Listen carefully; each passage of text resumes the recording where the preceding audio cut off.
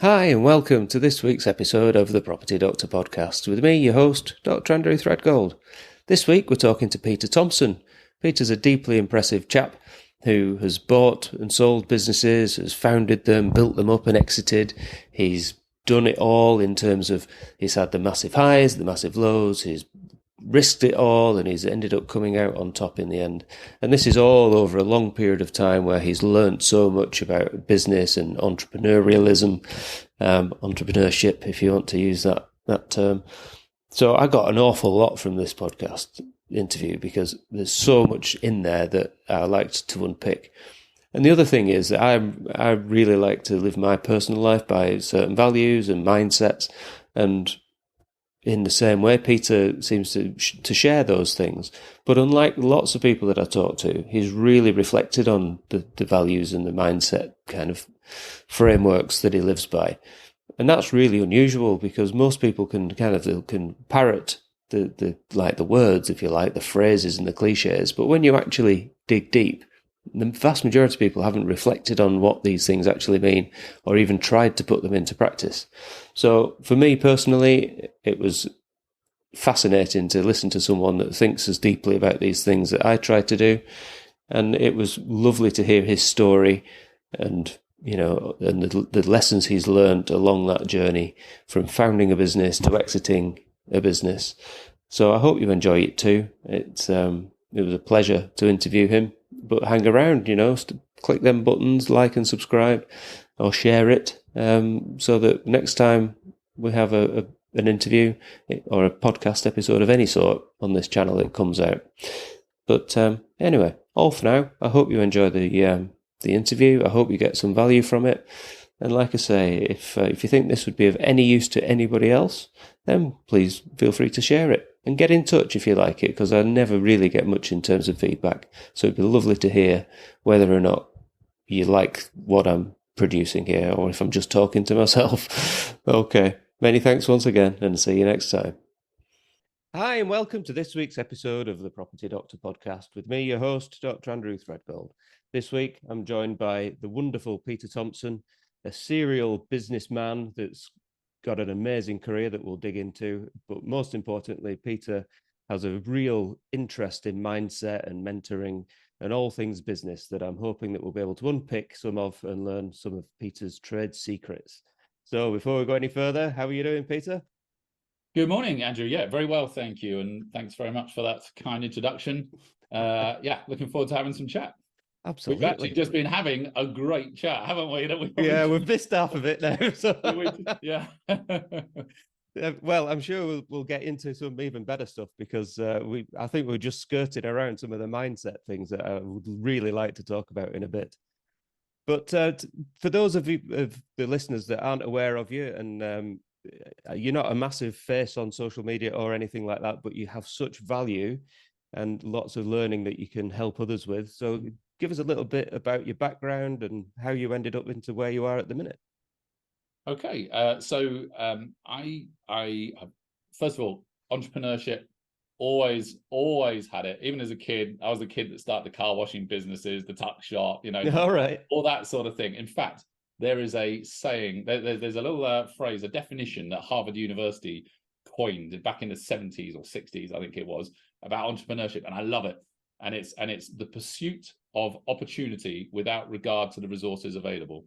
I think it's such a clever definition because it sums up my life, really. Ideas, right. I want to do it. Everyone tells me it's a bad idea. You haven't got the money, you haven't got the experience, you haven't got anything, but just gone and done it. And that's kind of been my life, really. Always made big decisions. Kind of went to university, went into doing some sort of IT job. IT was something I never really enjoyed, but I just happened to be really good at it.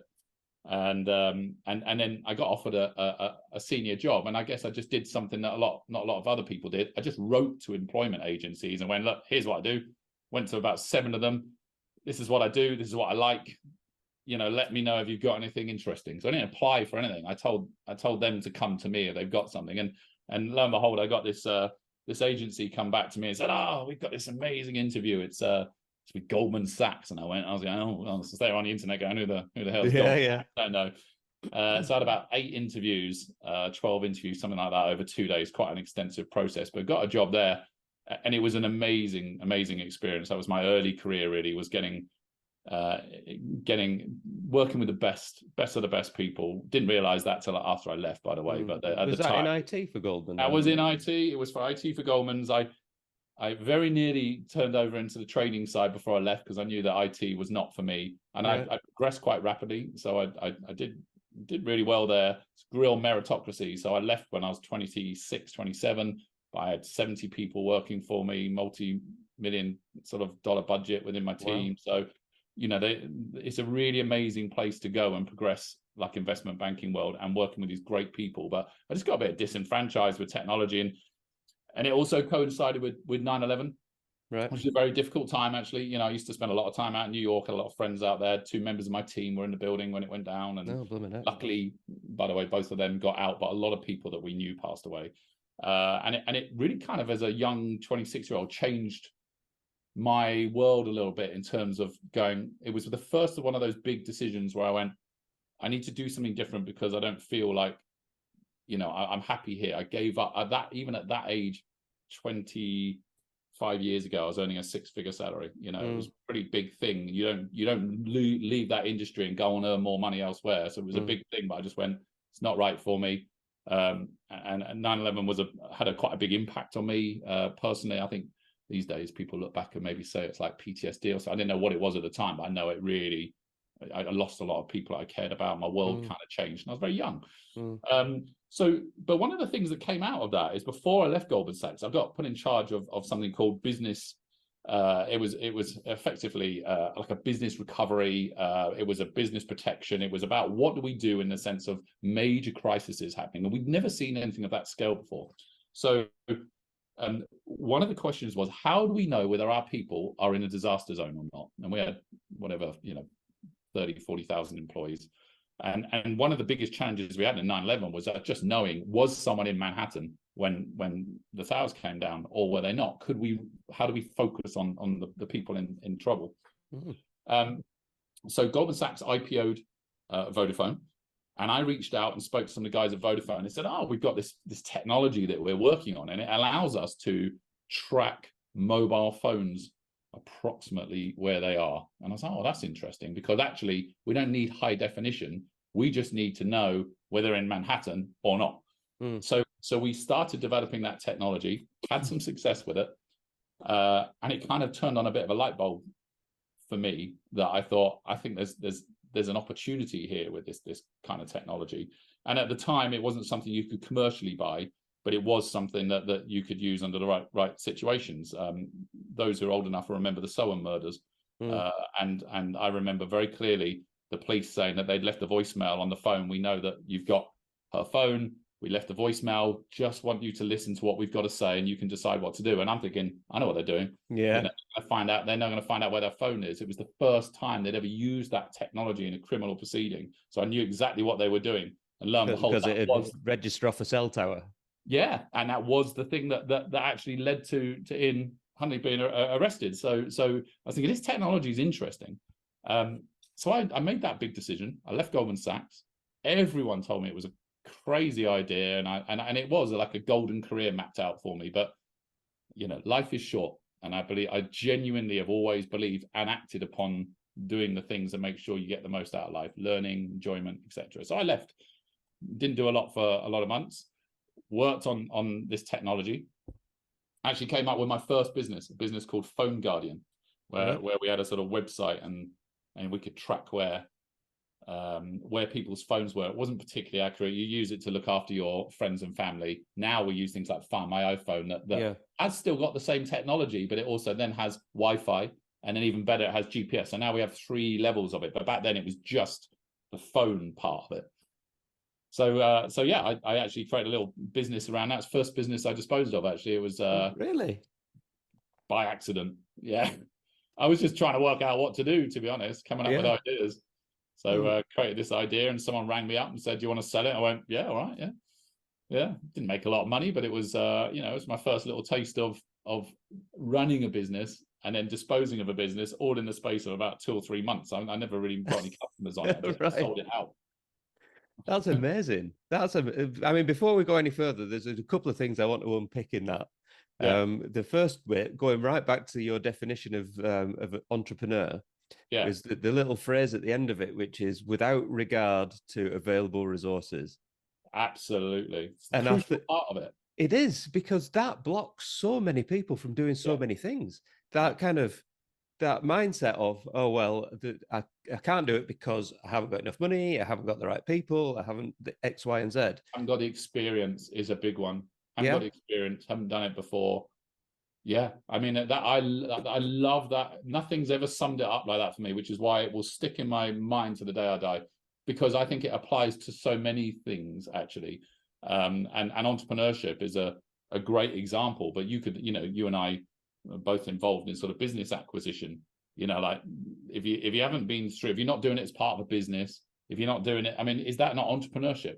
yeah, It's we are embarking down a path without regard for the resources available. Now, some of us have got slightly more resources, might have a bit more money, might have a bit more experience, but ultimately, we're choosing to do something because it's difficult, but because it's interesting, because we want to do it. yeah, And even out of that group, there'll be people that never progress beyond the talking about it to the actual doing it, because they do have regard to the yeah, resources available, and they yeah, can't get past that. yeah. And that's I think it took me until I was kind of well, this leads on to the next point as well that I wanted to bring from what you said, which is around 9/11 and the impact that it had on you. Mm. So when I was about 39-ish, maybe slightly earlier, we had a lot of people around us that were passing away. I had an issue at work as well that kind of brought into sharp focus the fragility of relying on someone else for your income, Yeah. which was obviously the NHS in my case. And having people around you die that is similar age to you or younger when you're only 37, 38 brought into my mind how mortal we are, and we only get one go on this ride we call life, and all the rest of it. So I was wondering, first of all, how, if any of that was what kind of impacted you with 9/11 and seeing that around you. Oh, without a doubt. I don't think there's ever a moment in my life that goes on for too long before life provides the reminders that you need to like really treat it like it's a one-time ride. It might not be, but let's assume it is. Yeah, that's I a kind whole nother of, debate. yeah, but I almost like gamify it. Like for me, it's like, hey, there's this crazy game that we get to play. The only limit on the game tends to be your expectations, your views, your beliefs. You are the limiting factor most of the time, not life itself. Life is huge amount of opportunities. So 9/11 was one of them. It was a big part of it. Things at Goldman Sachs that I did formed a massive part of my future. Well, one of the most powerful lessons at Goldman Sachs was not about life is short, but it was about change.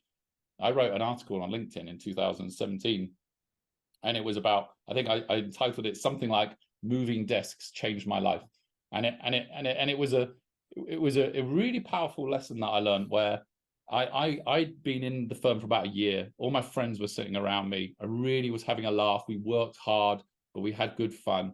And then what I didn't realize is every 6 months to a year, Goldman Sachs would just pick all the desks up, throw them in the air, and kind of say, we're going to do it this way now.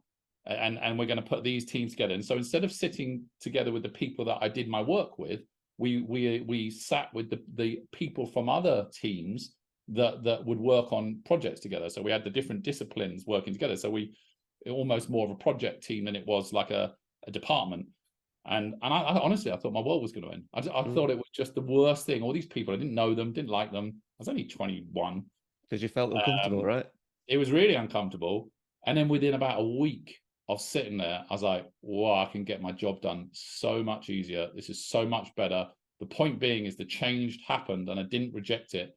And I learned from it, understood there. I know it sounds like a really silly story, but it had a really profound impact on me. Yeah. And it's something that it's a view that I've built on year after year after year after year, to the point where I feel like it's made me unbreakable. Like genuinely, nothing can touch me. I've got this steel core where someone says, hey, this awful thing's going to happen. You're not going to be able to do that.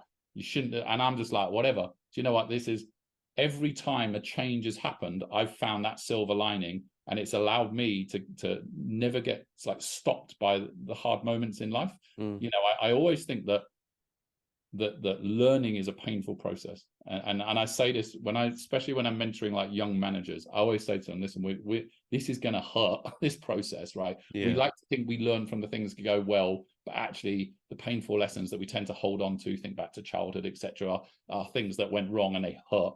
And the goal is to try and do those things once, but to learn as quickly as possible. So and that means to hurt a lot.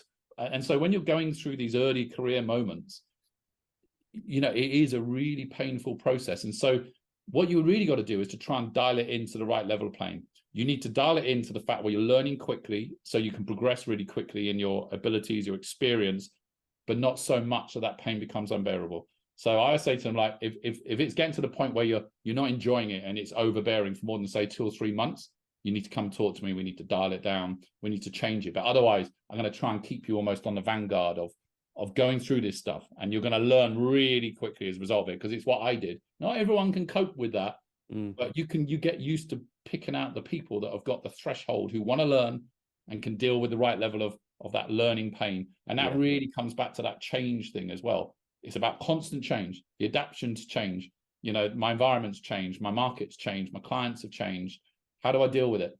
And when you become inflexible, you start becoming less relevant, and you start declining in your ability to go to business, to do anything really. So life is one constant change, and the more you embrace that, it's like a superpower, honestly. Yeah, absolutely. And that kind of thing is what happened. So around that time when we had the people dying around us, like close friends, it was actually my wife's friends. And around that time, I also had an issue at work where I got investigated over some admin by the GMC, and it was 18 months of my life, and I really hurt in that period of time. I lost like 3 stone in weight. I was worried about, you know, whether I could lose my job and all the rest of it. And obviously, in the end, you know, it a lot of what was in my mind never happened. But I really hurt, and that was when I decided to throw away the shackles of having regard for available resources, and I just thought, I'm just going to have a go, and that was the awakening of what, you know, my subsequent career in property and business and all the rest of it. So it's interesting, you know, those life events. Yeah, they tend to happen. Everybody gets life events. Life is tough, but significant life events happen at different stages in people's lives. Some people it's earlier, some people it's later, and it's not everybody can tolerate the change that you can make from that hurt. And the learning lesson. Yeah, it's the learning lesson. And the thing is, actually, those changes can be quite small things, like moving desks. Seems quite innocuous. It was big to me at the time, but changes can be quite small but have quite big impact. So the one other thing that you need to add to change to be able to get the learning point is what I think of as time perspective. So however painful the learning process, like you went through something there, I went through something very similar not that long ago, 4 years ago. And it's like, at the time, it's hard to see how anything can come out of that that's positive. You know, people, when I say this to people are like, well, what about, you know, someone that you love passes away? What about if you get divorced? Like big traumatic events. And I'm not saying like those things are positive in their own right, but you will learn from them, and you have to add the time to give you the perspective on what that learning is. You know, so these are horrific events. Life's not easy, but those horrific events frame future decisions. In fact, I'd say every decision you make in the future is a reflection of the experiences that you've had, and therefore, how could you change any of those events, those past traumas, etc., knowing that where you are today and the mindset that you have, or whatever it may be? How can you go back and say that I'd want to change? I have zero regrets, and it doesn't mean I haven't done things that I'm not proud of or I don't like, but I had to go through those things to find out my boundaries, to find out what I could accept or whatever in life. So and one of the other things I think is important is for people to acknowledge their vulnerability. So we get some positive messages out on social media, etc., but it's all of the like, rah, you can never feel like it's been hard or whatever. Like I nearly had, I think, a mental breakdown 4 years ago, going through a senior member, a director of my business that effectively tried to do an unfair dismissal against me. This guy had bullied me within the business, which is, it's embarrassing as a guy to say, but I look back, he was like gaslighting and bullying me within the office, to the one day I just broke and went, I can't deal with this. Got him out of the business. Then he tried to take us to court. All ultimately failed. He had no basis, and actually, there was a lot of members of staff came forward going, this guy was awful. But he really, honestly, the amount of times I started the business after Goldman Sachs, ran it for 20 years, this business. And I'm sure you'll want to maybe ask a few questions about that. But this 20-year business, I've been through so many highs and lows, and trust me when I've been there in the worst possible place, but I have managed to keep going. And each time I keep going, it makes me stronger for the future to think I did it last time, I'm going to get through this and all the rest of it. But it hasn't, none of it's been easy to get there, but it has given me an awful lot of life lessons, that's for sure. Yeah. Well, I think that's a great little segue into what happened after Goldman then. So you've happened upon some technology that's really piqued your interest. Yep. You've done a quick turnaround in a couple of months and had your first taste of forming a business and disposing of it. So then what happened after that? Always wanted to start a business. Always wanted to. But fun enough, I thought it would be at my point in life now that I'd want to start a business. I only realize now it's very difficult to start a business now, because at my age, you've probably got a mortgage and kids and all these responsibilities. Back then, I didn't have any resources, but I didn't have anything else. My wife had just, probably not ideal, my wife had just found out that we were pregnant. Right. I had the biggest mortgage that I've ever had, even to this day. I've never had a mortgage of the size that I had when I was, whatever it was, 27. But I had this little idea, and it was burning away, and it was this opportunity that I just had to pursue without regard to the resources available. I had £4,000 of savings. Goldman Sachs had been good, but I had a great time. Yeah. I didn't have much left over, so I had £4,000 of savings, and our mortgage was £1,600 a month. I had no job. I had nothing. I basically started a business in December 2004. Funny enough, here we go. I've got all my sort of my awards and bits and bobs here. I still have this bit of writing that I did on my bed in 2004 that talked about the markets I might go into and who I might sell it to. And it was the idea of I know where I've got a mobile phone location. And I found this company in Sweden that were doing, they're big fans of hunting over there, and they produce devices for tracking where the dogs are, whether they're looking up or down, whatever. And they have these homing beacons in. If you've seen wildlife tracking, they've got TV antenna type things where they track the direction of the wildlife. So I looked at this little box, and they produced one that had the ability to send commands to make noises, etc. the dog could hear.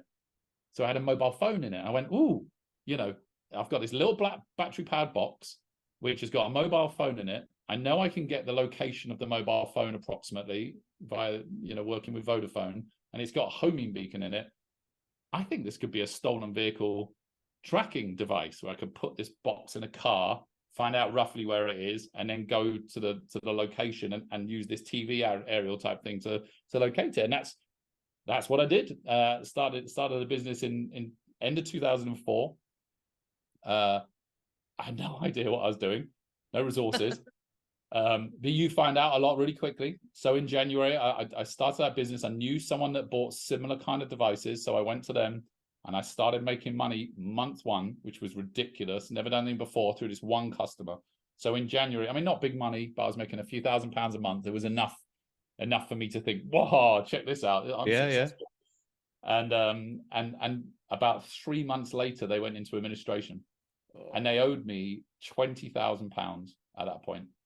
So you became one of their unsecured creditors, and well, down on the they list. had half a million of creditors to their business.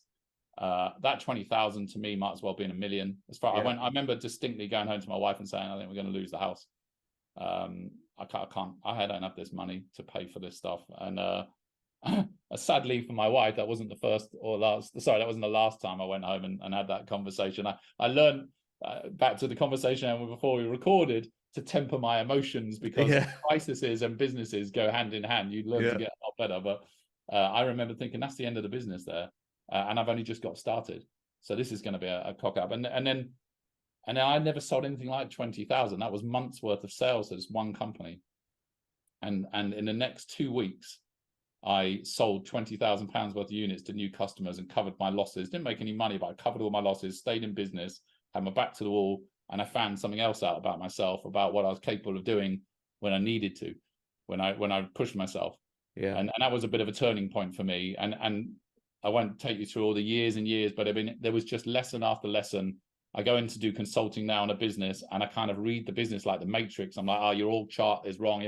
You know, you've got too many people doing individual jobs instead of alignment of roles. You haven't got processes. You know, all this stuff, and all that stuff is like, it's an emotional scar from something I went through over 20 years, learning the slow, hard, organic way. It is really, really tough. And it wasn't really until I've been running that business for about 10 years, it really started to get significant. But, you know, a lot of people don't get past that stage. You know, there's some, you know, in the UK, by the way, we are, out of all of the sort of the 28, the EU 28, I know we're not EU now, but you go back to that, 20% of all startups in the EU 28 are in this country. We are a country, a nation of entrepreneurs, which is, it's really amazing. But the stats get worse after that, sadly. You know, so only 1.8% of businesses actually get to £1 million of turnover within the first 3 years. Wow. Very, very low, very, very low success. The numbers keep getting more struggling than that. 5.5 million businesses in the UK, a lot of businesses, 4 million of those are sole traders. So only 1.5 million businesses are employee enterprises. So they have employees, right? If I drill down one level further, just under 11,000 businesses employ more than 10 people. You and I are in the business of acquiring businesses. These are the stats, right? We're looking for bigger businesses, but there's only 11,000 with more than 10 people.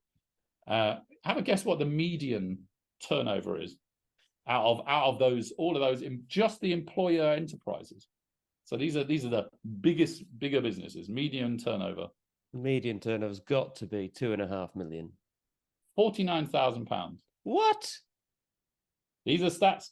Actually, it's really good stuff. There's a great professor I know, met him through a fantastic course, a chap called Mark Hart at Aston University, who gave a lot of these stats to me some few years ago now. And there's actually a website called enterpriseresearch.ac.uk, which is really fascinating, great for people in our world as well when we're looking at businesses. Good to understand the stats and the odds. Yes, there are lots of businesses out there to acquire, but companies like the one I grew are unusual.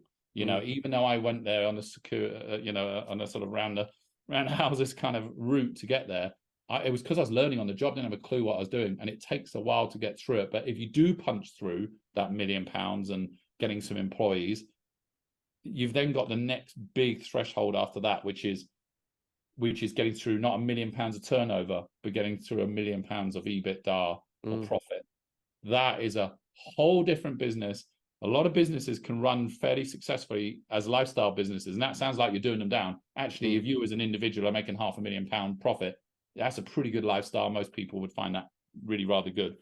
But for your business to start getting above £1 million, it has to fundamentally change shape from the one where it's kind of small and fighty and you know, and it has different people doing these specialist jobs. It's got to become like a mini corporate. It's got to be like cookie cutter roles, processes. You know, ISO is a good thing to go through. The organization chart, you need middle management. You need to have things lined up to scale, and that's what we went through. Not until about 2017 we started going through that, and that was the game changer. We were a recurring revenue business, about going through that scaling bit was what changed everything in that business, and I was determined to do it because it was that or quit, because it was too hard. It was so hard to kind of make it that business. But that scaling piece there, that's not for everybody. So a lot of the business owners that I speak to, they get to the point where they could potentially scale, but they don't want that. They started their business, they founded it because they had an interest in what they were doing.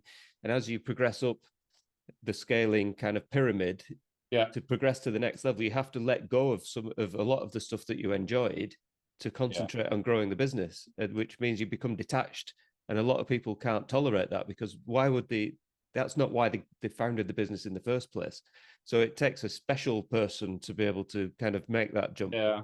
It's interesting that. Why did you found the business in the first place? Quite an interesting question. People will give you all sorts of different reasons. You know, I founded a business to make loads of money. You know, that's what I say. You know, like my wife thought it was to pay the mortgage off, but underneath my desk there was a picture of a DB9 laminated from JCT in Leeds. I remember every time I got a bit down, I'd look under my desk and look at that Aston Martin and go, oh. I've just sold my DB9 as it happens. Really? Oh man, I always loved it. I just sold a Vanquish, actually, funny enough. Oh, yeah. Yeah, I got my first Aston Martin when I was 39, and I cannot tell you how that felt. Yeah. You know, and that you know, I had paid the mortgage off, by the way. So wife was okay with it. But fabulous cars. Oh, amazing cars. Still love them. But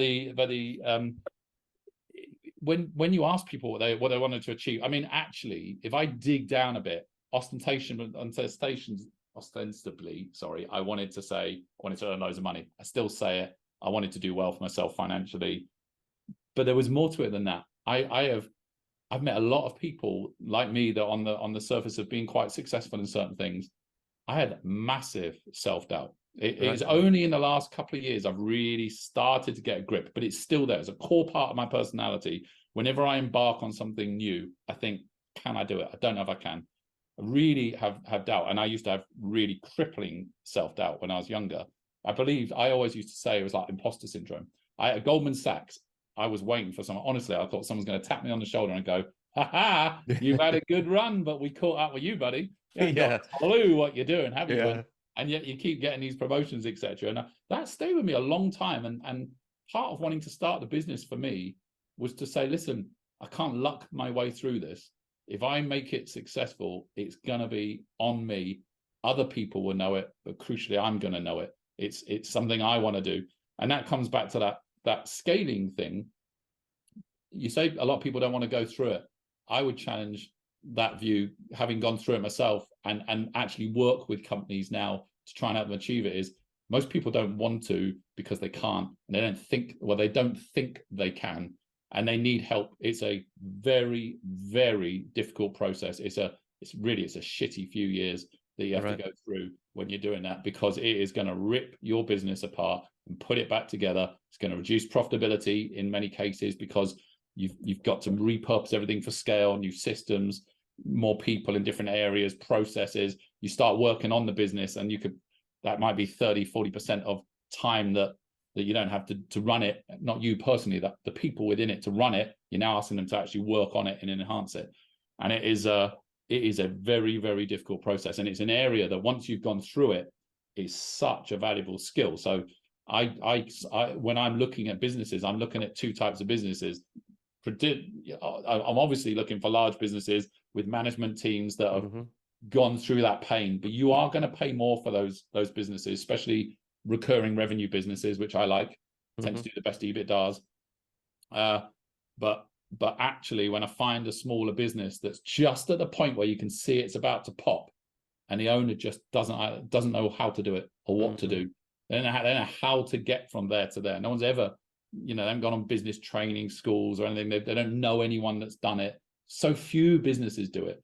So I think people would like the outcome of a larger business, even if it meant their little lovely business was changed into something a bit more professional.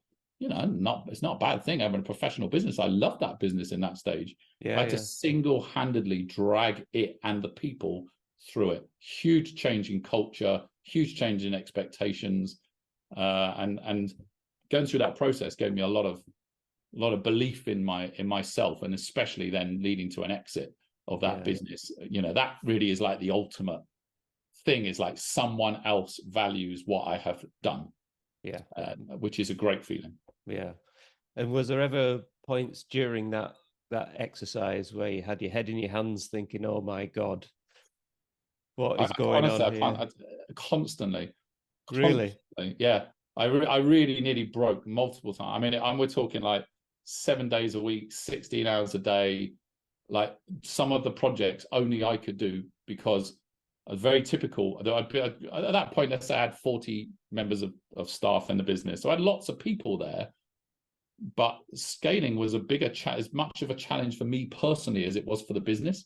I was that business, and we'd done a lot of work on organizational charts and middle management, but actually you could collapse a lot of it. So much of it still came into me, and I knew what I should be doing, but in practice, I wasn't enforcing it through my own actions. So I would answer questions. I would a lot of times I sit down and mentor, senior managers. I'm like, are you training your people to be people that think for themselves, or or to come to you with the question? And they'll often say, oh, of course I want them to think for themselves. They say the right things, but does that then align with the things you're actually doing in the business? So when a query comes out to the senior management team, do you really sit back and give space for other people to answer that query, or do you get in there? Are you the source of all the information?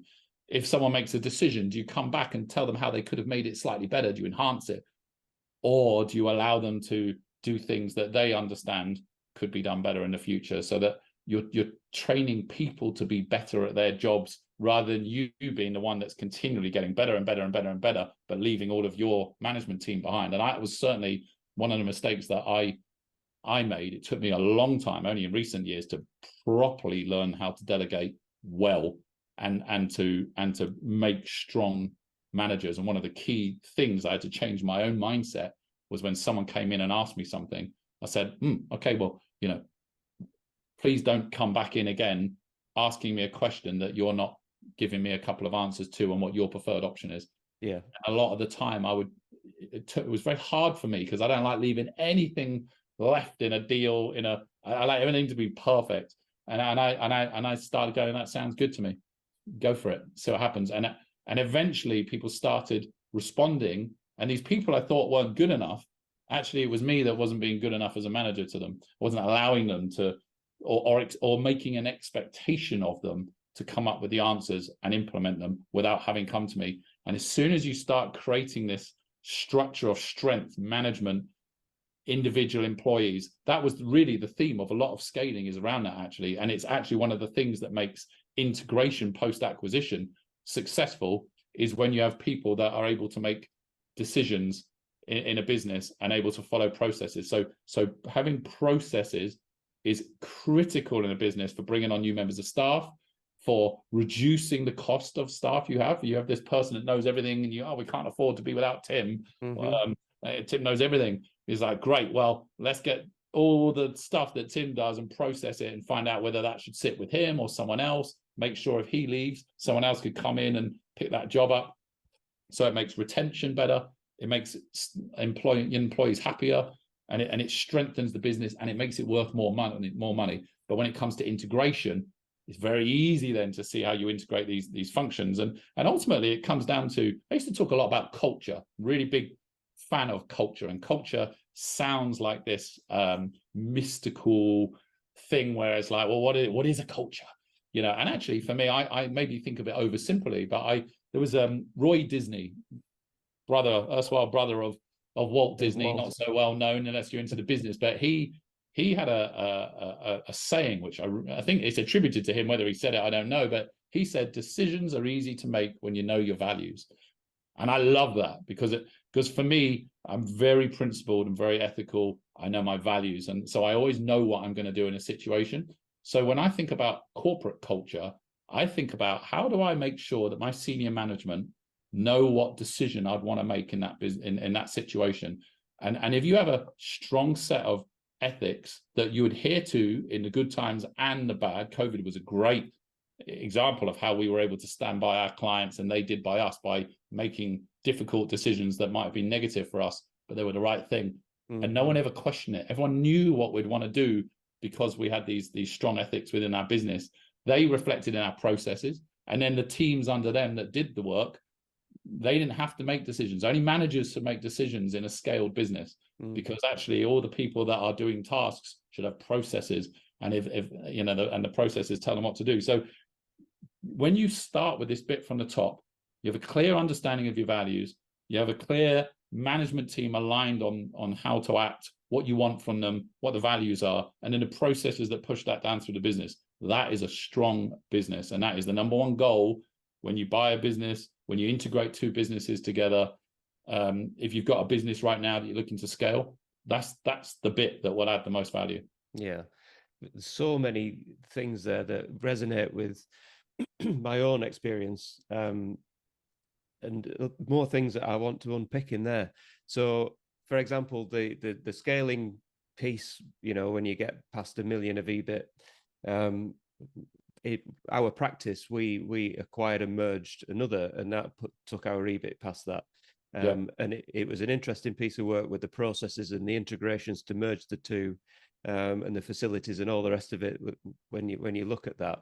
And then the challenge there, as you say, comes into, can people do certain jobs, and do they come to you with solutions, or do they just come to you with problems?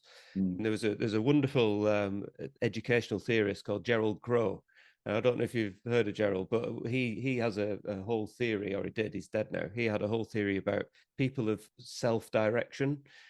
So lots of people have got very poor self-direction. They'll always come to you with a problem and they expect you to provide the solution.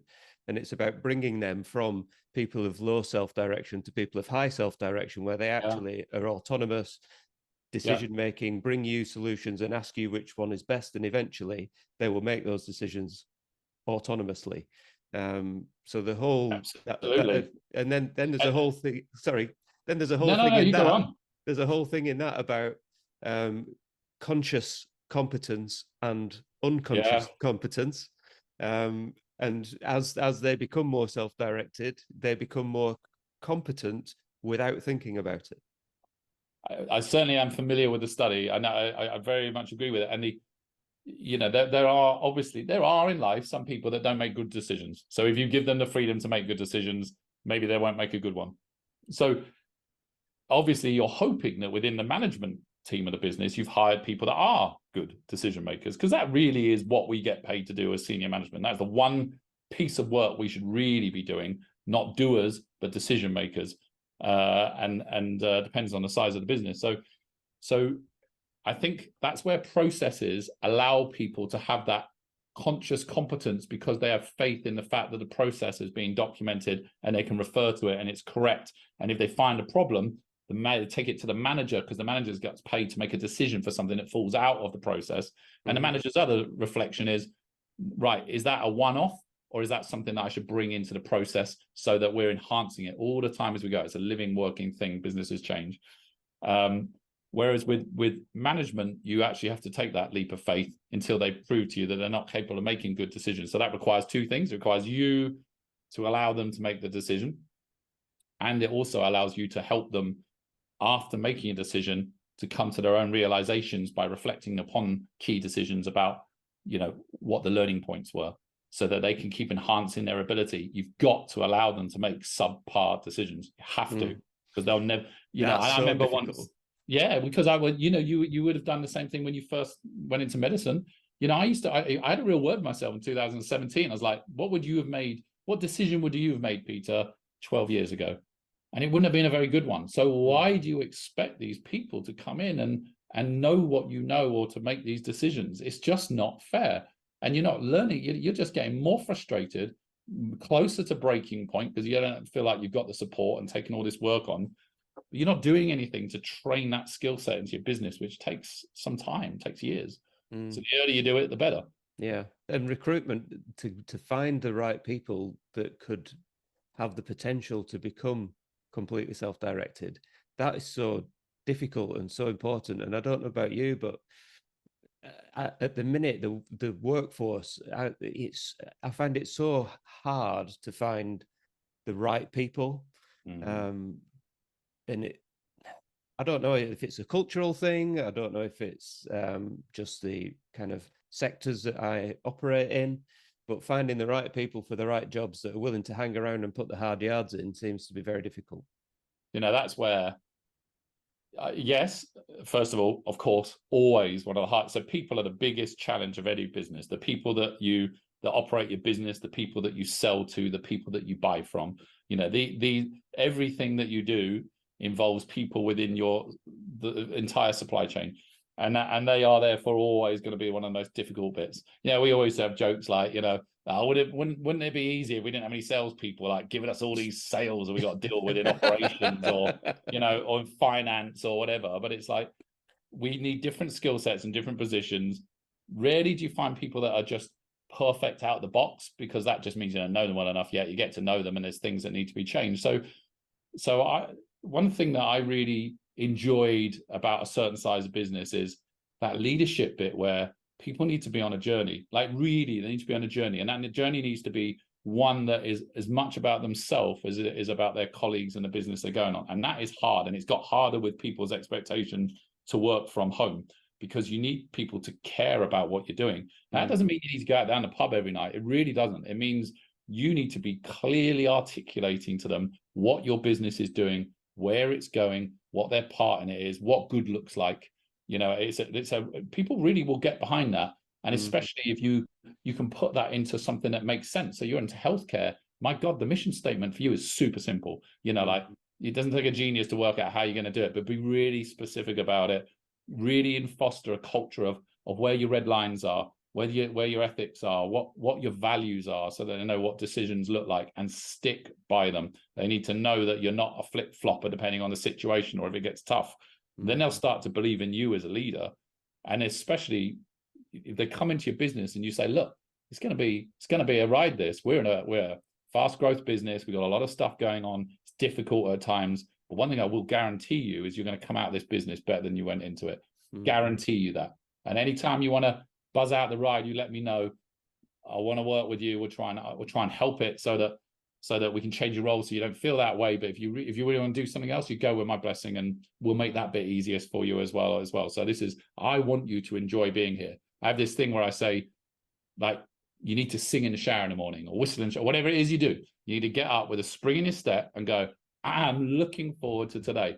If you don't feel like that, you've got to change something, and work's a huge part of it. So if you're giving someone something to look forward to coming into, people that are aligned in a direction, you can have difficult customers, you can have difficult learning points, but honestly, it makes such a difference. So leadership is such an important skill set, because you can take people that are okay and you can make them really valuable members of your team. There isn't any sort of thing as just okay. Of course, there are some people with stronger intellect than others. I find best business leaders, though, are people very much of medium intelligence, where they've got a good balance between emotional intelligence and academic intelligence. So you don't need these top people. You just need to align people, give them trust, give them control, make them feel like they're important in what they do, give them training. People sorry, I know I'm doing a monologue here, but certain companies I consult to, they're like, people come in and they're useless. I'm like, well, show me your standard operating procedures. I don't have any. Okay. Tell me what the first week looks like for this person coming into your firm. Well, they come in and we sit them over there. We introduce them to people, and they sit next to Linda, and Linda shows them how to do that. And I'm like, do you realize what this feels like to come into your organization? What do you think it feels like? They don't know what they're doing. They're not organized. They've got no structure. This is why people like working for big businesses. So if you run a smaller business, you've got to compete with these people to say, listen, we might be small, but we're growing 40% year on year. We've got procedures. Your first week's going to look like this. We sit you down with all the senior managers so they can tell you what they do in their business. You won't be hands-on for 2 weeks' time, because we've got this whole schedule that we're going to take you through. We used to start people on a Monday from pay, but they wouldn't come into business till Wednesday. A lot of people can't afford to take weeks off work. So we would say, right, so the contract starts on Monday, but don't come in till 10 o'clock on Wednesday. Have a couple of days extra on the weekend just to rest and be ready to come in. People love that. Really simple thing. We used to give people their birthdays off every year. Simple things that weren't too expensive but show we care. During COVID, we would provide sort of employee assistance for counseling, for example, totally anonymous counseling service. So people could ring up and talk about their worries and their fears, and who didn't have worries and fears during COVID, and then provide them with procedures and this safety net when they came in, that we actually had thought about them. Their IT was ready, simple stuff. So their start to the business was good. The people around them knew what they were doing, and they knew what their role was, and there were clear roles. One of the biggest things about small businesses is not clear roles. And people have all these titles. You have this operations manager or this sales, and they're not a manager, they don't manage anyone. And then they don't even manage themselves, and they don't actually, if you say to them, what's the job descriptions for all these people in your business? They don't have any. Yeah. It's really basic. This stuff isn't hard, but if you go and take a business, put it through all that, you'll start hiring better people. The people there will be performing to a higher standard. Your wage bill will go down because you'll be hiring. You won't need to hire a genius to do a simple job because they have to figure it all out for themselves. You'll be able to hire people appropriate to the seniority in the job role. So those things really, really quickly add value. But as I said, it's so much stuff at the same time. It can be overwhelming to go through. But the better you get at it, the better you'll find hiring people as well. People see it straight away. Come in for an interview and people greet them and they're friendly and they just get the vibe straight away about what kind of business you are. Yeah. I'm not saying that you're not any of these things. I'm just saying these are these are things I see time and time again with certain business sizes. Yeah. No, there's a lot of it's a real dichotomy for me because in the NHS and general practice world, to be, for example, a training practice, which we have junior doctors, there are certain standards that you've got to meet.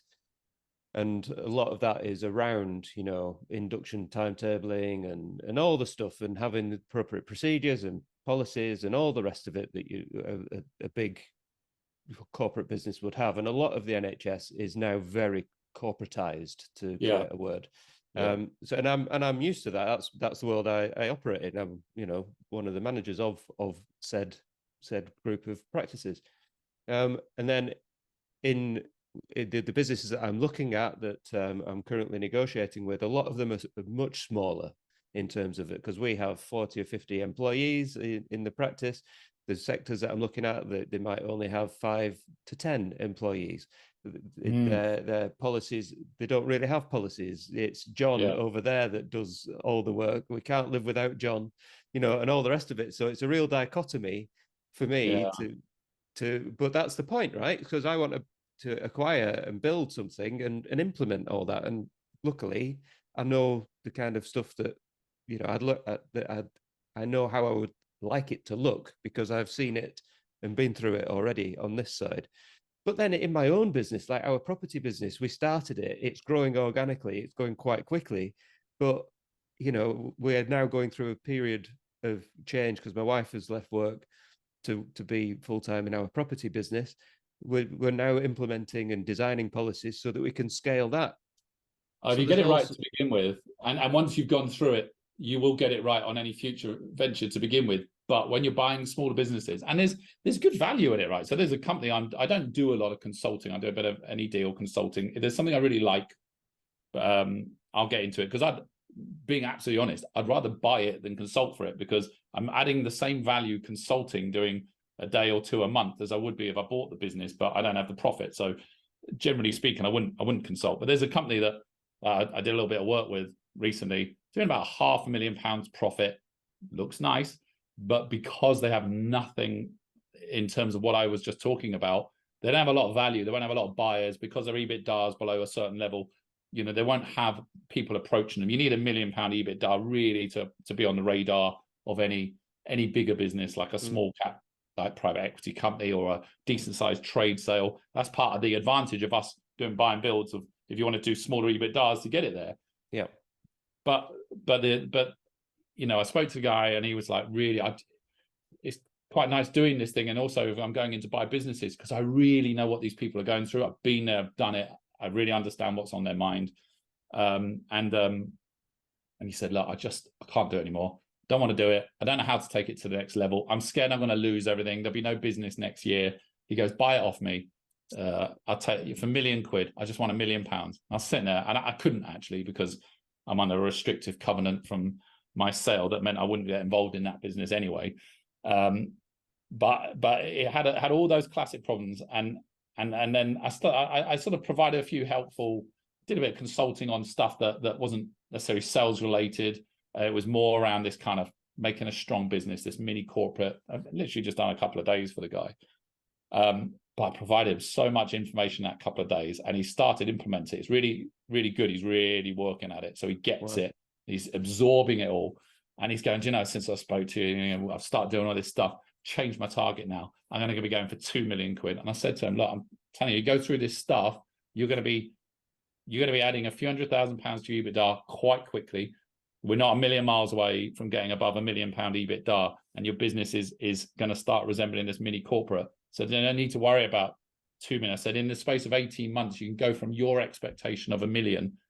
I'd be quite confident you'd be getting a £6 million exit from that business, or capable of getting it to that point within 2 years of the progress you're on now. So from our point of view, acquiring as exactly the sort of opportunity that we have in front of us is potentially acquiring at 1 million, 1.5 million, but you're exiting at 6. Yeah. And every chance you can do that. And if it was recurring revenue, you could be getting 10 million on 1 million EBITDA.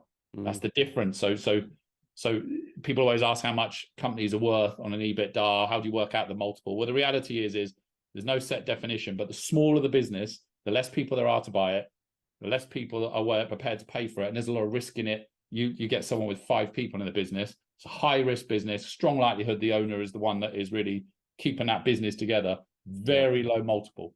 If I'm even interested at all, maybe if it's 2 times, maybe. And I know I've got to go through a lot of pain to get that company, but it's really small, probably too small to want to put that effort into. But that maybe 2 times. You get that business into something that's a bit more stable. Well, maybe now as a sales business, we're talking about maybe 3 to 4. We get it to some scale, and that 3 to 4 could go up to the 4 to 6, or for really bigger sales, like non-recurring sales type of businesses, maybe we get it into a 6 to 8 bracket for top end businesses. So, and if it's a recurring revenue, you can add, a sort of a 2 times multiple minimum to each of those stages. So at its height, the deal flow is not where it was now in the M&A market, but maybe 2 years ago, you were seeing on decent size service recurring revenue businesses up to 14 times EBITDA multiples. So some serious money in those businesses. That fell down to, I exited my business about 11 times. That was maybe a year prior to that.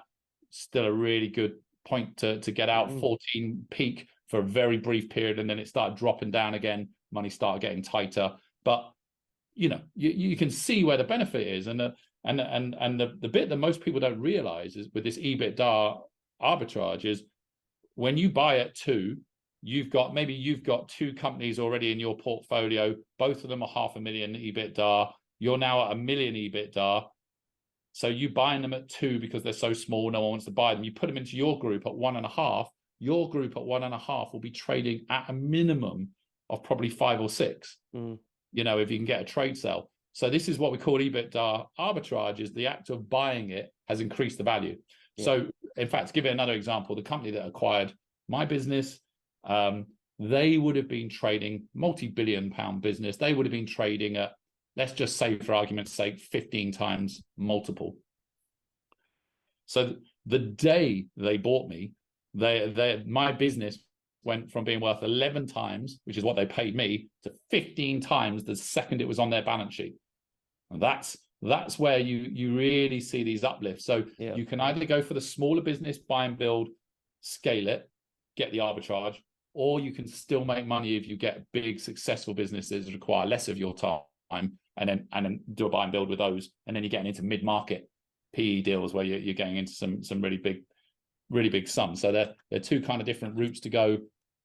Both have got their pros and cons. There's definitely some great money to be made out of buying slightly smaller businesses, but the EBITDA arbitrage is really good. I mean, if you took the whole FTSE 100, which is typically has a PE of around 11 times, and then you just pick that up and stuck it in the NASDAQ in the US, which has a PE of 27 times, you've doubled your money by the acquisition. And not only that, but the dollar's strong, the pound's weak. So you start to understand how all this, how you can make so much money just by doing deals, depending on where you are and who you're buying and how you clump them together, just by doing deals, regardless of whether the business grows or not. It's just made a load of money day one.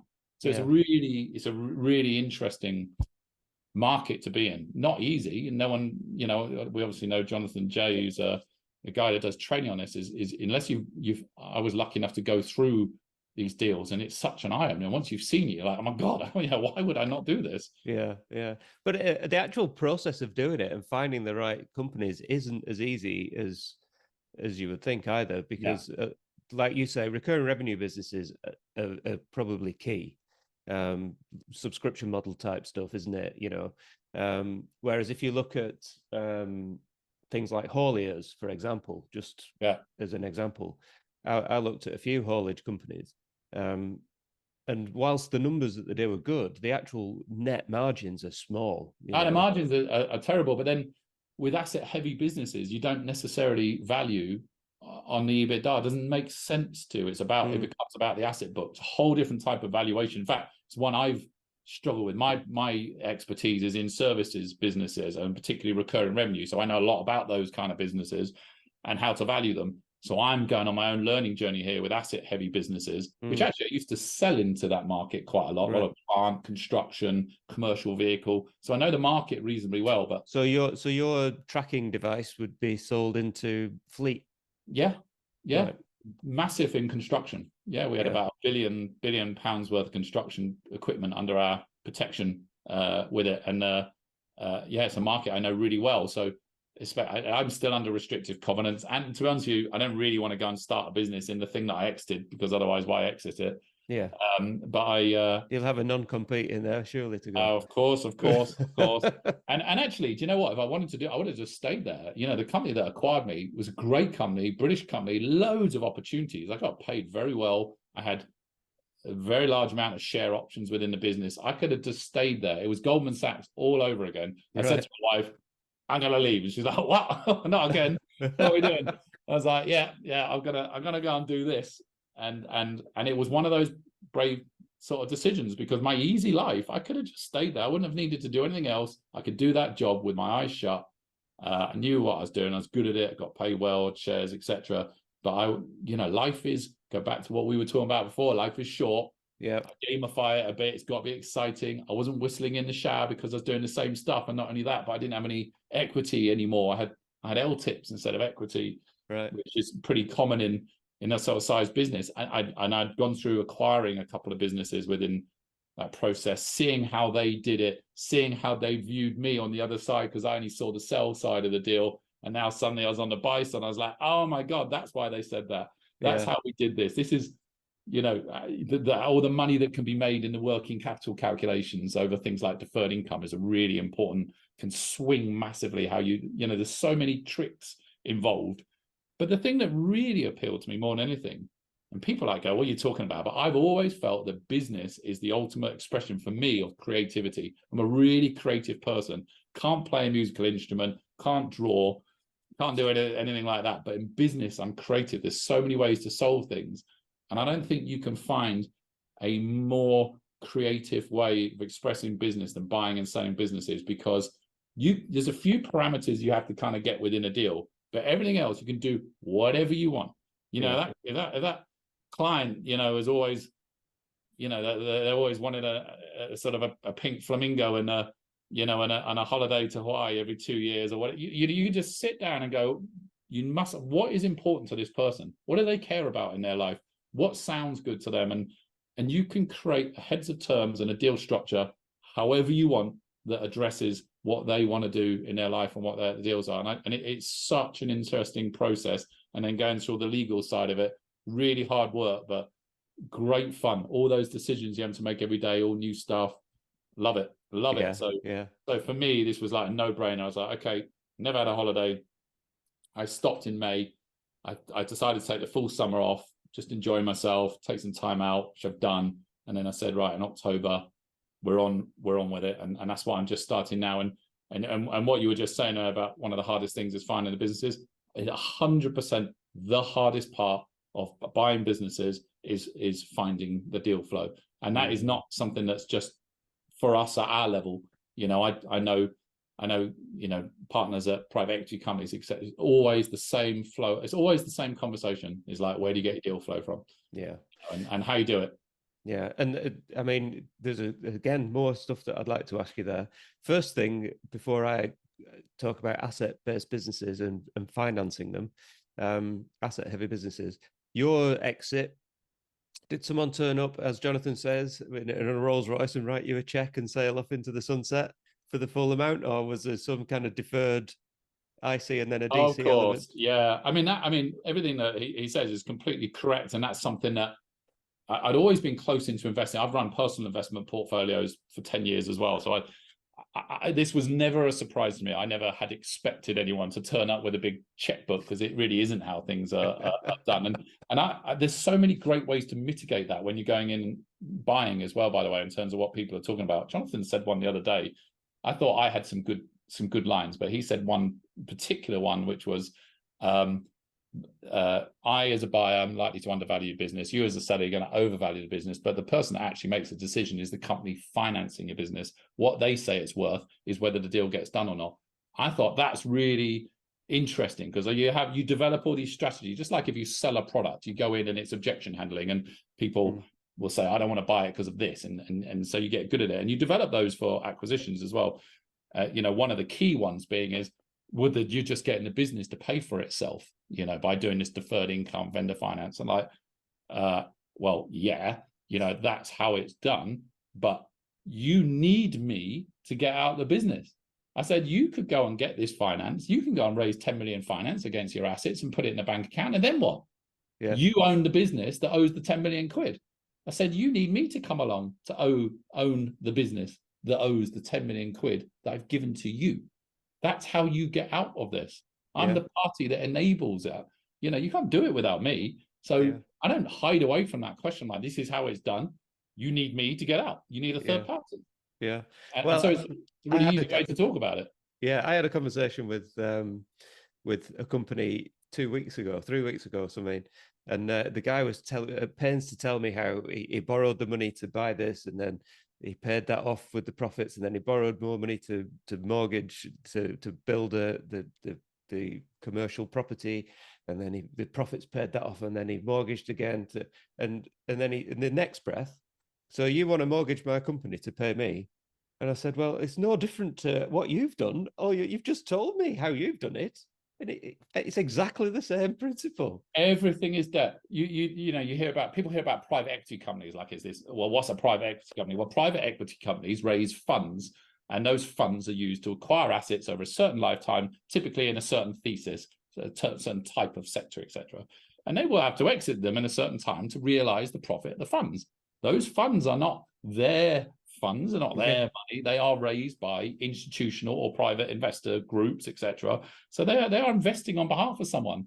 Everyone is doing this, is doing it on finance and deferred considerations. In my deal, I was quite lucky. I got about 50% day one.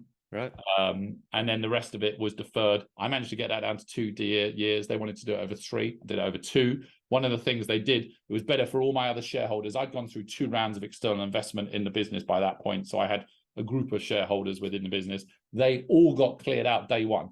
So one of the things that really annoyed me, I'm like, I'm the one that's dragged this business. Everybody else has got paid but me. They get 100% day one, never need to look at it again. And I'm stuck here for 2 years.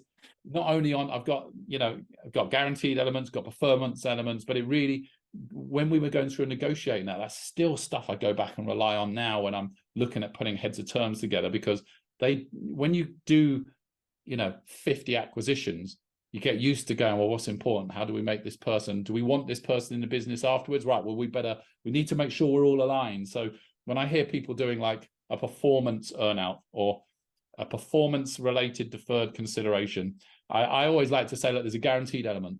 There's this bit here that's based on the enterprise value, the EV. You're going to get this amount for the next 3 years. But there's this amount is Brucey bonus. This amount is performance-related. And you've got to provide, this is the creative bit, what are the performance metrics that make sense? So could it be about client retention? Could it be about incremental growth? Could it be about market share? Whatever it may be. You've got to make sure that the person, if you're retaining the business, who's the expert to help with the transition, the integration, but they are fully aligned to achieve what you want to do with your acquisition. So one of the ones that I always kind of go, oh no, it's a terrible idea, is when people want to do a performance element based on profit. Well, that's only a good idea if you intend to really annoy the person who's staying within the business and completely disillusion them, because you are now facing a situation where you're fighting with the previous owner about everything you want to do. You want to get in a new FD? Yeah, go and talk to the guy whose profit's going to be reduced and earn-out reduced if that happens. Invest in new premises, equipment, etc. You can't, it's a really bad way to do it. So maybe at the gross margin, so all they focus on is selling more, and everything below the line is your ability to go and enhance that business and help them get more sales and help cut them a bigger check every year. That's where everyone's aligned, is I want you to earn much more money as a result of this structure over the coming 3 years, because I'm going to earn more money out of it. And the more money that's in the business, the easier the cost of the financing comes to pay back within the deferred income, etc. So, those structures, I think, are not only normal, but they de-risk, and and de-risking is really, really important. The buyer takes on a lot of risk, but they always will say it from their own side. The seller will always believe they're taking on a lot of risk as well within that transaction. Dealing with you. That's the conversation that I seem to have quite often, actually, is about risk, and security of deferred elements and all the rest of it. Now, there was a guest on the podcast a while ago called James Sinclair. I don't know if you know James, but he's a very entrepreneurial guy. His company turns about 20 million.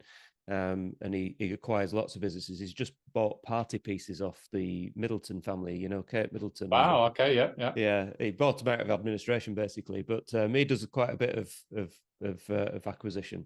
And we were talking, and he said, Andrew, margin is your friend. You'll find that when you get into financing these businesses, that the margin is really what makes the world go around. And so when I was looking at kind of asset heavy businesses, haulage particularly. Is he talking about above the line or below the line margin? Were we talking gross? It's gross profit. Gross profit. Yeah.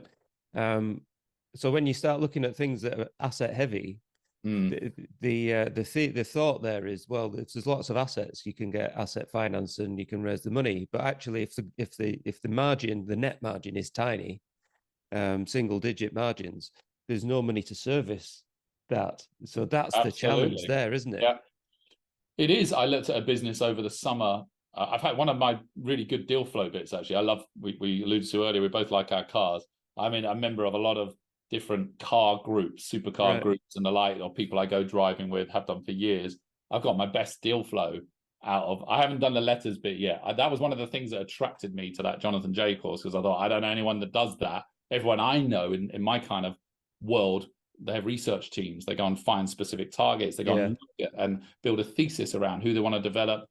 The key overlaps is like, I've got this business, what geographies, clients, and people within that business will add an overline to mine, cross-sell, etc. So whereas he's sending out all these letters. So I'm about to start doing that, which I'm really interested in how that works for me.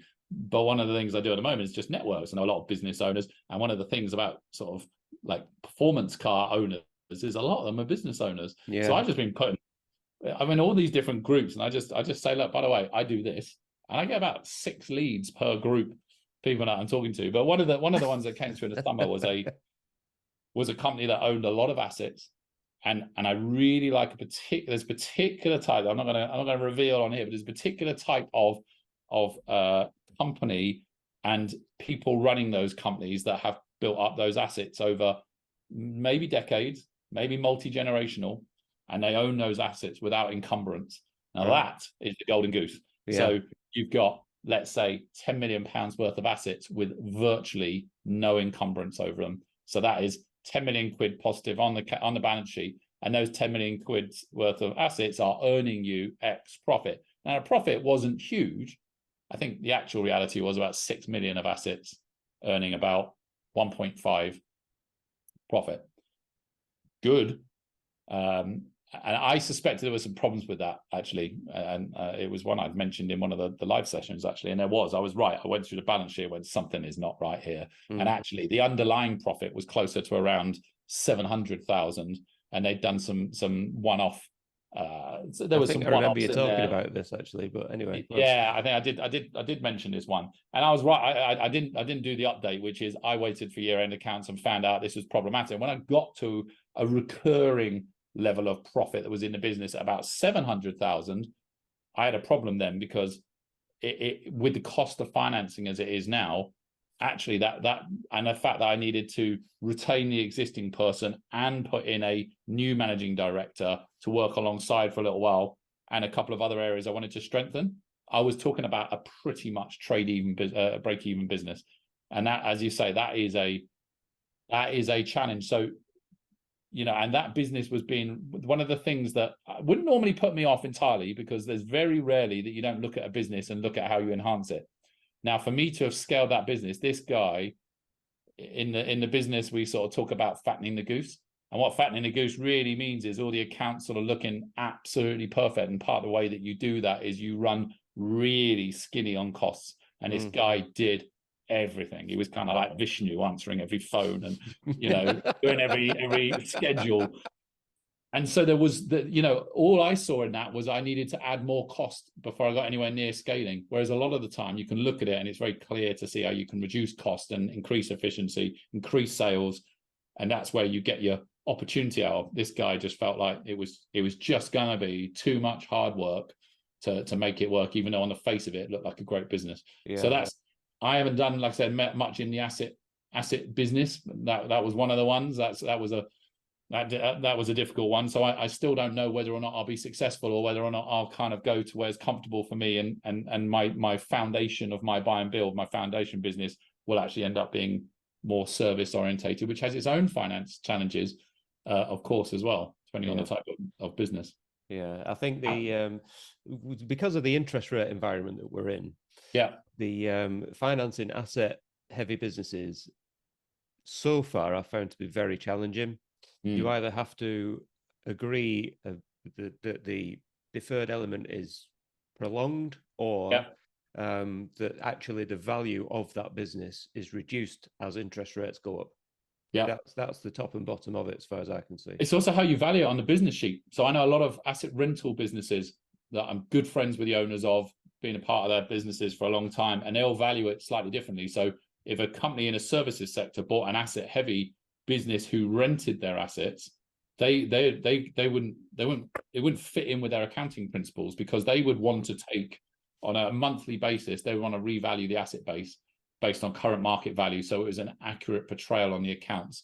Whereas actually a lot of the way these asset rental companies will work is they obviously, buying well is important, then they stick a market value on the asset book at that point, and that actually stays there, and they make all their profit or loss on disposal. So that can make, if you look at a snapshot of the accounts at any time, it can quite seriously overstate or understate the balance sheet value. But actually the people that really know what they're doing drive a lot of value out of that, and it keeps the business stable in the meantime. Because if you have a point in, like COVID, secondhand prices of stuff went through the roof. So if you were like writing all your balance sheets up, you could have used that principle to go and then secure a whole load of funding against the business, but it wouldn't necessarily be accurate. It's month on month movements, and conversely, if you have really big drop-offs, you end up doing great big write-downs. There's a famous case of an American company that's now gone out of business, where they did the in-month valuations and ended up doing a huge write-down on their business. All the shareholders lost confidence.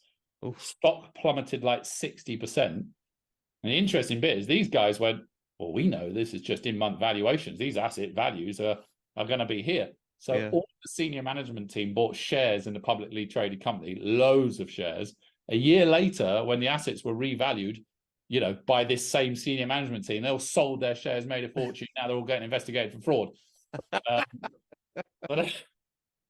So right idea, bad execution there. Yeah. Nothing wrong with having faith in your business, but that very much looked like manipulation when you look at it. I'm not saying it probably wasn't, but it certainly was naive from them at the very best. But assets are tricky. They're quite tricky. I know a reasonable amount, but I feel a bit lacking in confidence in some of those areas about how to make it work. So I really do build everything in with the right margins. People make silly mistakes though. That look at the cost of financing. You got to look at the cost you got to put into that business. You got to look at that cash flow. Really, really key. How am I going to pay for this? How am I going to pay for the deferred? So I've got to pay for the finance. In now every month the finance on the assets is coming in. I've also got to start accruing for my deferred considerations that are going to come every year. So I've got to accrue every month for that. So you put all this into monthly finance costs, accrue for the deferred consideration, what staff am I going to need, what premises am I going to need, how am I going to expand it, am I going to require a growth in the top line revenues of the business to make this work? If I am, what percentage? You're straight away into risky territory there, because the business could decline slightly. So you've got to build all these costs in, and then people make really silly mistakes, like they look at the profit and then take into account the accrual they need in there for the corporation tax. And the VAT. Really simple stuff. And then they find themselves 25% under where they need to be. But you probably can still come through it if you've got a bit of experience, but you would kind of want that first acquisition to be kind of as safe as it gets, which is where Jonathan's advocation of sending out loads of letters is a good one, because you really want to pick that sort of ripest fruit from the tree before you on your first one, don't you? Yeah, and the something very interesting about what you said there, finding where costs are fat is where the opportunities are. So a lot of, like, the lifestyle businesses, there's so many things that go through the business, like people. I looked at one not so long ago, and there's someone paying finance on a Cessna through the business, so immediately those costs. And but also new markets cross sell, the buy and build bit's really interesting. So there's this company that I was doing some consulting for. I was looking at them and going, I can triple your turnover really quickly because you're operating in this market, and I know for a fact the much bigger market is over here. So we're not going to stop doing that, but I know that I've got this huge market, and I know a lot of the right people in that market to go and get deals done with. So I know I can sell that. I also know I can bring recurring revenue into the business, which you don't have any recurring revenue at the moment. If I bring recurring revenue in, when you start doing these models on a spreadsheet and you understand the value of recurring revenue into the business, you understand why it gets you much higher multiples. It is money in every month before you start doing anything. At the size of my business, when I sold it, I couldn't have kept the lights on without the recurring revenue. The recurring revenue was so big, the actual sales each month, as good as they might have been, wouldn't have covered the running costs. It was recurring revenue was what the real strength was. So I was looking at this business and go, well, there's a new market, big market, recurring revenue. And not only that, I know that you're paying over the odds for all this stuff here. You don't have supplier contracts. You don't have, you could look at it, and it was really super clear for me to see how I could make that business much bigger very quickly. As well as, and what they were doing now is really good. So they did a really good job of this. And they were good at bringing new models in, but they weren't fine-tuning what they already had in the business. So they're kind of like more focused on bringing new products in. And there's a lady I met actually through this Goldman Sachs course, nothing to do with me working there. It was for high growth businesses called GS10K, brilliant course. And it's a philanthropic investment from Goldman Sachs where they help support British businesses, do it in America as well. And so we had this lady, she's now on the board of L'Oreal, brilliant French lady, and she said, grow where you're planted. And it was really, really good advice to me, because a lot of small businesses try and do lots of different things.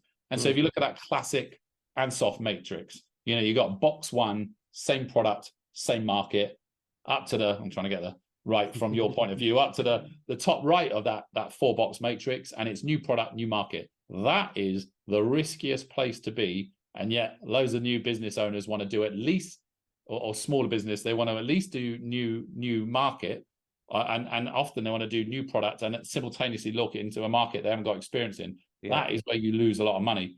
And sometimes actually just cutting back on things you're selling to is like one of the best ways to make a business more profitable. So when I first go in and look at something, the accounts are never good enough, never in a smaller business, until you get into a serious business where the management accounts are there. So I'm one of the kind of people that like to know all the detail. I like to really get in. I'm perfectly happy taking risks, but I like a lot of data. And the data is not there.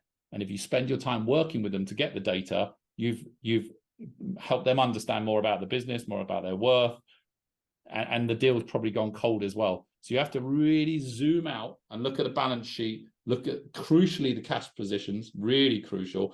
Is the cash mirroring the profitability? Look at the business, does the balance sheet keep strengthening? The reserves getting better? Look at that kind of stuff and go, I don't know how it's doing it, and they don't know how it's doing it, really, but it is getting better every month. There is profit, it is solid. And then it's a leap of faith, because you have to then get in. I've got an amazing team legal, accountants, etc., people I've worked with that we know each other, they know what I want. The due diligence will get some of that stuff out, but the reality is you won't answer all those questions during, but get that done first of all, the standard of management accounting straight away, so that you know how much of each things you're selling, what that gross margin is. Are you allocating the correct things into cost of goods or cost of sales? Like, is the gross margin really massive, but the net really small, and it's partly because you actually need to reorganize the P&L or balance sheet? Like, really dig into that stuff, because you go into a lot of smaller businesses, even ones that, this, I'm talking about a business here was turning over 5-6 million quid. So decent turnover. They couldn't answer any of the most basic questions about what was profitable, why it was profitable. They didn't allocate their costs correctly. Without this data, you can't make decisions, and they couldn't make decisions. And we have to get comfortable as people buying those businesses that these are the opportunities, but then we have to get comfortable with those risks ourselves. And I feel like that is a big hurdle for people to come through, especially if they haven't bought businesses before, if they're not finance kind of people. That's a big thing. I understand very well. I'm totally terrible at maths when I was at school. It took me 3 times to get a GCSE. I've had to learn it because it's so important to go through it. I'm no expert, but I can read a balance sheet, do understand P&L. Yeah, I think being able to view and read accounts is definitely key to this. Very difficult, very, very difficult. At the very least, pay for the advice of people that know the things that you don't know. So if you're looking at a business, you've got to have a good quality management accountant on retention, not an accountant. It's not DD time. This is management accountant to go, what does this balance sheet look like to you? What's the P&L look like to you? You must spend it. I think, and there's people are scared like spending a few £100 an hour or more on getting professional advice. That advice is worth its weight in gold. I used to skimp on it. I don't anymore. Get the best of everything I can on legal and finance. Legal advice is usually very expensive, isn't it? Absolutely. Certainly is. So you're obviously in a lovely position at the minute. You recently exited. I imagine quite comfortable with your life at the moment. So what's the future hold for Peter then?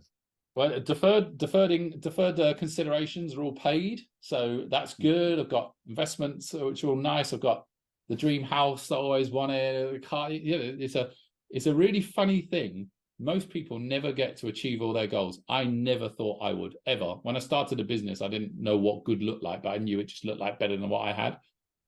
And it surprises you when you achieve all the goals. It feels a bit empty. You never expect to get to the end of the race, and the race itself is actually the bit that's quite fun, the challenge of life, the struggle. And I very quickly realized when I had those things, the work wasn't fulfilling me, doing more of what I'd done for 20 years and just getting a salary and not having equity. And then it's quite a hard and it sounds like, oh yeah, get your violins out. But honestly, I felt a bit lost.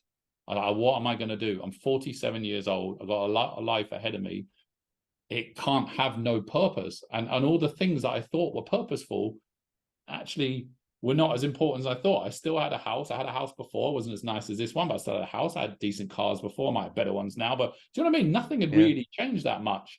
And yet apparently I'd done all my goals, and I just sat there and felt really a bit lost and didn't know what to do. And so a couple of things. It's reaffirmed what we were talking about earlier about life is this one-time thing. Go enjoy it, have the most fun you can, and get everything out of it, and learning and educating yourself.